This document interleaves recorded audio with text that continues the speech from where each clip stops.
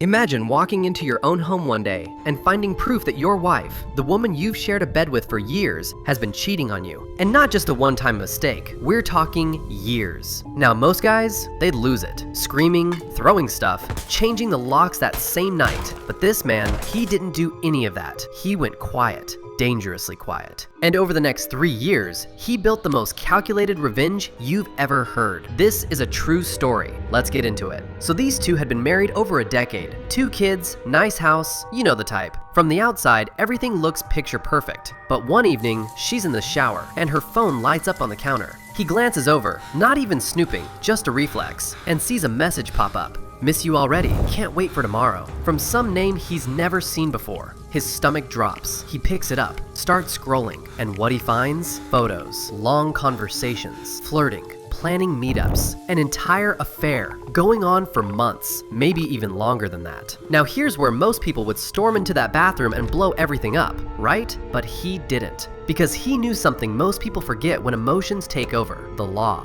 In their state, infidelity could directly affect custody, alimony, asset division, everything. And he knew if he lost his cool, if he made a scene, she could flip it, play the victim, paint him as the unstable one. So he made a decision that night that most people couldn't even imagine. He decided to act completely normal, smile, go to bed next to her, and start planning. For 3 full years. Think about that for a second. 3 years. Every single morning, he woke up next to this woman knowing what she was doing. He cooked dinner, helped the kids with homework, kissed her goodnight, said "I love you," knowing she was saying the same words to someone else. But behind closed doors, he was building a case. Secret bank transfers she was making to the other guy, documented. Hotel receipts saved. Time-stamped photos from her so-called work trips filed. He even recorded phone calls she made late at night when she thought he was asleep. And he put all of it, every single piece, into one thick black binder. Tabs and everything, messages, photos, finances, lies, page after page after page of betrayal, organized like a legal case.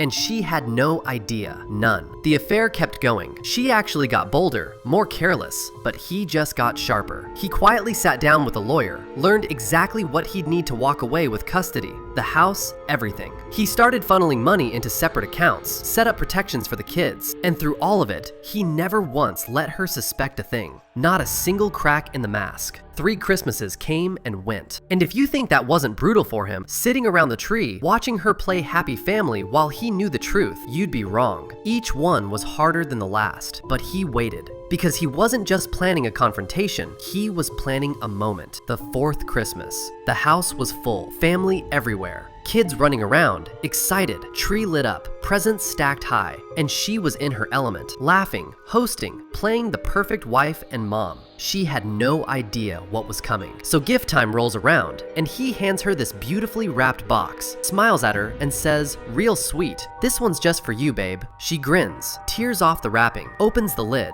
and her face just freezes. Inside that box was the binder, 3 years of evidence. And right there on the cover, the truth, 3 years of lies. She looked up at him, all the color just gone from her face. The whole room went dead silent. You could hear the Christmas lights buzzing. And then he spoke, calm, steady, almost too calm. "Merry Christmas. I think everyone in this room deserves to know who you really are." He turned to the family. She's been having an affair for years with this man. And he held up printed photos of the guy. But he wasn't done. He pulled out his phone and played an audio clip. Her own voice, laughing, bragging about how easy it is to hide. Then he passed around bank statements showing money she'd secretly funneled to this guy. The room erupted. Her own mother started crying. Her sister was screaming at her. The kids, they just walked over and hugged their dad. She tried everything. Denial, tears, the whole victim act. But it didn't matter anymore. The evidence was right there, in everyone's hands. And here's the thing, he'd already filed for divorce. Papers had been served weeks before, quietly, cleanly. With all that proof behind him, he got primary custody. He kept the house. He kept most of the assets. Her, she lost her family's trust, lost friends, lost her reputation in the community. And the other guy?